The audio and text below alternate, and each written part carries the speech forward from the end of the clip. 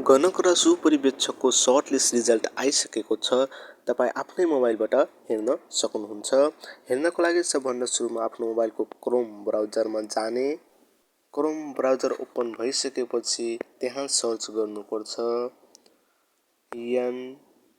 NSO nepal.gv.np भनेर र त्यो सर्च गरिसकेपछि तपाईँको यो स्टोर इन्टरफेस खुल्छ र राष्ट्रिय तथ्याङ्क कार्यालयको वेबसाइटमा जाने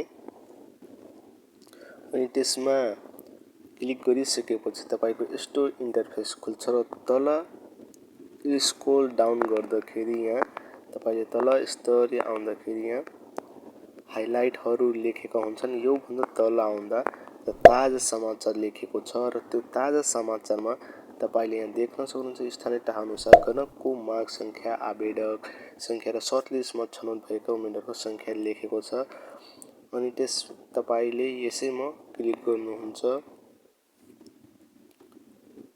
अनि यसमा क्लिक गरिसकेपछि तपाईँको यहाँ यो लोडिङ भइरहेछ अनि यहाँ तपाईँ देख्न सक्नुहुन्छ टाप्लेजुङको आएको छ अनि यहाँ शङ्खसभा सोलुको सबैको आएको छ। यो स्टेप बाई स्टेप यसरी हेर्न सक्नुहुन्छ। तपाईँ धनकुटाको पनि आएको छ, यहाँ हेर्न सक्नुहुन्छ कतिवटा दिएको छ। यहाँ माग घनकको माग सङ्ख्या कति छ, जम्मा सङ्ख्या आवेदक अनि छनौट भएका पनि देखाइएको छ। यसमा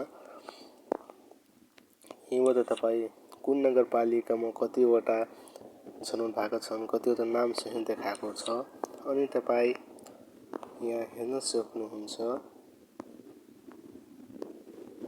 अनि हल्का तल जाँदाखेरि तपाईँले यहाँ पनि सर्टलिस्ट स्थानीय तहको माग अनुसार माग सङ्ख्या, जम्मा आवेदक सङ्ख्या, सर्टलिस्ट छनौट भएको उम्मेदवार।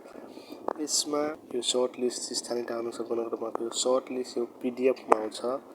तल गएर तपाईँ पिडिएफमा आएको छ र पिडिएफमा आफै तपाईँले हेर्न सक्नुहुन्छ नाम र नगरपालिका, कुन नगरपालिकामा तपाईँ बस्नुहुन्छ र नाम के छ त्यो आफै हेर्न सक्नुहुन्छ। धन्यवाद। जय नेपाल। यदि यो भिडियो राम्रो लागेछ भने यस लेख्नुहोला। कुन जिल्लाबाट तपाईँ हेर्दै हुनुहुन्छ त्यो कमेन्ट बक्समा अवश्य नै लेख्नुहोला। धन्यवाद। जय नेपाल।